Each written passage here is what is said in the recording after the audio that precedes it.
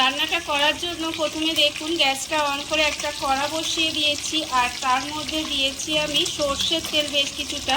সর্ষের তেল দিয়ে এখানে কিন্তু নুন হলুদ মাখানো ইলিশ মাছের যে মাথাগুলো আছে সেগুলো প্রথমে ভেজে নিচ্ছি।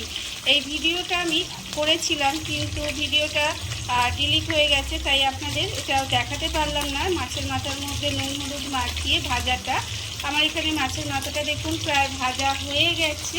এই মাছের মাথাটা কিন্তু লাল লাল করে প্রথমে তেলের মধ্যে ভেজে নিতে হবে। ভেজে নিয়ে তারপরে ওই তেলের মধ্যে যদি রান্নাটা করা যায় তাহলে রান্নার স্বাদটা কিন্তু অনেক বেশি ভালো হয়। সেই জন্য আমি প্রথমে মাছের মাথাটা এখানে সুন্দর করে নুন হলুদ দিয়ে ভালো করে মেখে লাল লাল করে ভেজে নিচ্ছি। দেখুন ভাজা কিন্তু হয়ে গেছে। এইবারে আমি মাছের মাথাগুলো আলাদা করে তুলে রেখে দেব। মাছের মাথাগুলো কিন্তু প্রথমে আলাদা করে তুলে নিতে হবে। মাছের মাথাগুলো আমি আলাদা করে তুলে নিয়েছি। এবার এই তেলের মধ্যে আমি প্রথমে দিয়ে দেব পেঁয়াজ কুচি। এখানে কিন্তু দুটো বড় সাইজের পেঁয়াজ এইভাবে একদম কুচি কুচি করে মানে সরু সরু করে কেটে রেখেছি।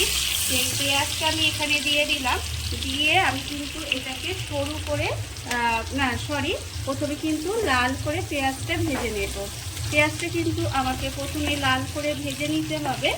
আর আমি প্রতিদিনের মতো আপনাদের একটা কথাই বলবো যে প্লিজ আমার ভিডিওটা আপনারা টেনে টেনে দেখবেন না, পুরো ভিডিওটা দেখুন, আশা করি আপনাদের ভালো লাগবে। দেখুন এইভাবে কিন্তু প্রথমে পেঁয়াজটাকে একটু লাল করে ভেজে নেব। পেঁয়াজটা আমার এখানে লাল করে ভাজা হয়ে গেছে, এর থেকে আর বেশি ভাজার দরকার নেই। এবার আমি এর মধ্যে দিয়ে দেব খুব অল্প সামান্য একটু আদা রসুন বাটা।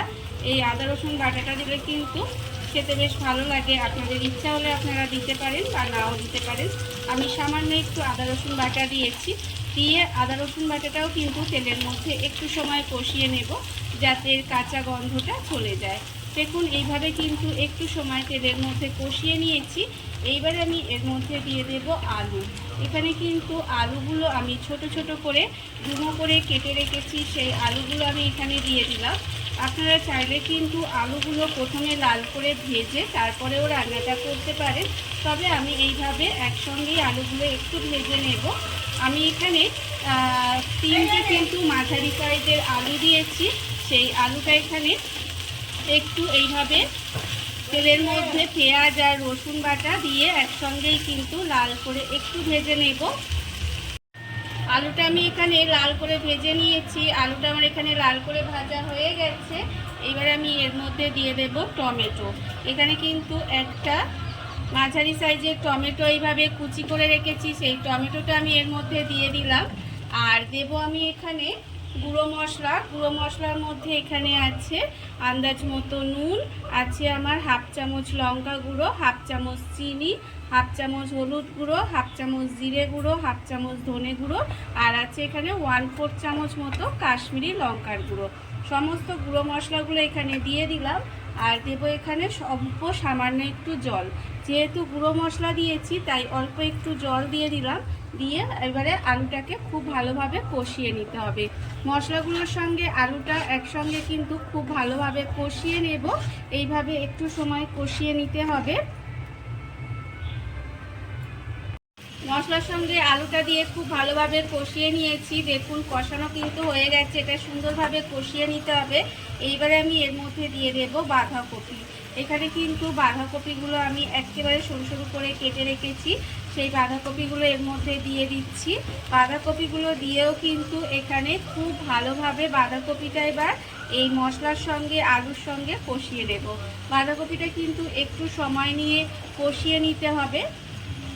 আর আমার নতুন বন্ধু পুরনো বন্ধু সবাইকে বলছি আমার তরফ থেকে অনেক অনেক ভালোবাসা আর সবাইকে শুভ বিজয়া জানাচ্ছি।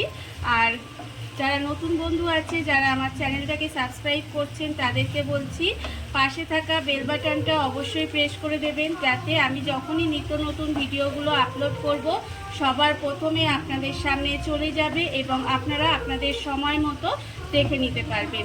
দেখুন এইভাবে কিন্তু বাঁধাকপিটাকে খুব ভালোভাবে মশলার সঙ্গে কষিয়ে নেব। বাঁধাকপিটা দিয়ে আমি এখানে খুব ভালোভাবে কষিয়ে নিয়েছি। এটা কিন্তু অবশ্যই করতে হবে, যেহেতু বাঁধাকপিটা ভাপানো নেই।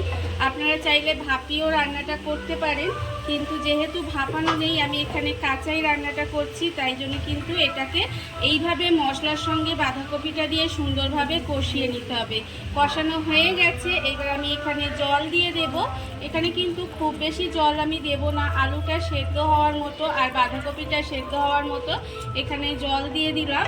জল আমার দেওয়া হয়ে গেছে, এইবারে কিন্তু এটাকে আমি ঢাকা দিয়ে এইভাবে কিছুক্ষণ রান্না হতে দেব, যাতে বাঁধাকপিটা আর আলুটা খুব সুন্দরভাবে সেদ্ধ হয়ে যায়।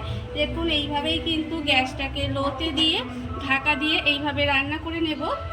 গ্যাসটা লোতে দিয়ে এইভাবে ঢাকা দিয়ে আমি বেশ কিছুক্ষণ রান্না হতে দিয়েছিলাম। এর ফলে দেখুন এখানে কিন্তু বাঁধাকপিটা অনেকটাই জলটা কমে গেছে, কমে গিয়ে আলুটা কিন্তু এখানে প্রায় 70-80% মতো সেদ্ধ হয়েছে, মানে পুরোপুরি এখনও সেদ্ধ কিন্তু হয়নি, একটু সেদ্ধ হয়ে গেছে। যখন দেখবেন এইভাবে 70-80% মতো আলুটা সেদ্ধ হয়ে গেছে, তখন আমি এর মধ্যে দিয়ে দেব যে ইলিশ মাছের মাথাগুলো আমি এখানে আগে থেকে ভেজে রেখেছিলাম, সেই মাছ ভাজাগুলো মানে মাথা ভাজাগুলো এর মধ্যে দিয়ে দিলাম। দিয়ে আবারও কিন্তু ঢাকা দিয়ে এইভাবে গ্যাসটা কমিয়ে দিয়েই কিন্তু রান্না করব, যাতে মাথাগুলো একেবারে ভালোভাবে সেদ্ধ হয়ে যায়। এইভাবে ঢাকা দিয়ে কিন্তু আরও একটু সময় রান্না করে নেব। মাছের মাথাটা দিয়ে আমি কিন্তু এইভাবে আরও কিছুক্ষণ রান্না করে নিয়েছিলাম। দেখুন এর ফলে কিন্তু মাছের মাথাগুলো এখানে সেদ্ধ হয়ে গেছে। মাছের মাথাগুলো এবার খুন্তি দিয়ে আমি এইভাবে একটু ভেঙে ভেঙে দেব। ভেঙে দিলে কি হবে, রান্নার স্বাদটা কিন্তু অনেক বেড়ে যায়। দেখুন এইভাবেই আমি মাছের মাথাগুলোকে ভেঙে দেব, ভেঙে দিয়ে খুব ভালোভাবে মিশিয়ে দেব। একদম এইভাবে মিশিয়ে দিয়ে শুকনো শুকনো করে রান্নাটা করে নিতে হবে। দেখুন, আর এই সময় আমি এর মধ্যে দিয়ে দেব একটু ধনেপাতা কুচি, ওপর থেকে একটু ধনেপাতা কুচি ছড়িয়ে দেব। ছড়িয়ে দিলে কিন্তু এটা খেতে ভীষণ ভালো লাগে। দেখুন ওপর থেকে ধনেপাতা কুচি ছড়িয়ে দিলাম, দিয়ে এবার এটাকে খুব ভালোভাবে মিশিয়ে একসঙ্গে এটাকে একটু শুকনো শুকনো করে রান্নাটা করে নিতে হবে। এই যে জলো ভাবটা আছে, এরকম থাকলে কিন্তু খেতে অতটা ভালো লাগবে না। সেই জন্য এই মাছের মাথাটা দিয়ে খুব ভালোভাবে মিশিয়ে নেব। মিশিয়ে নিয়ে আরও কিন্তু 5 মিনিট এইভাবে রান্না করে নেব। রান্না করে নিলেই কিন্তু আমার রান্নাটা রেডি হয়ে যাবে। দেখুন আমি এইভাবে একটু রান্না করে তারপরে আবারও আপনাদের দেখাবো। বাঁধাকপিটা আমি এখানে শুকনো শুকনো করে নিয়েছি, আপনারা দেখতেই পাচ্ছেন। এর থেকে কিন্তু আর যে জলো জলো ভাবটা ছিল সেটা কিন্তু আর নেই। রান্না আমার এখানে রেডি হয়ে গেছে। দেখুন এবার আমি আপনাদের গ্যাসটা অফ করে দেব আর পরিবেশন করে দেখাবো ঠিক কেমন হলো রান্নাটা। দেখুন রান্না রেডি, এবার আমি আপনাদের পরিবেশন করে দেখাবো। দেখুন বন্ধুরা, বাড়িতে থাকা কত অল্প উপকরণে কত অল্প সময় কত সুন্দর একটা ইলিশ মাছের মাথা দিয়ে বাঁধাকপির রেসিপি তৈরি হয়ে গেছে, আপনারা দেখতেই পেলেন। আর এটা কিন্তু খেতে ভীষণ সুন্দর হয়, বিশেষ করে গরম ভাত দিয়ে খেতে ভীষণ ভালো লাগে। আর এই ভিডিওটা যদি আপনাদের ভালো লেগে থাকে, আপনারা যদি ফেসবুক থেকে দেখে থাকেন পেজটি ফলো করে দেওয়ার অনুরোধ রইল। আর যদি ইউটিউব থেকে দেখে থাকেন চ্যানেলটি সাবস্ক্রাইব করে নেওয়ার অনুরোধ রইল। তাহলে চলুন ভিডিওটা আমি এখানেই শেষ করছি।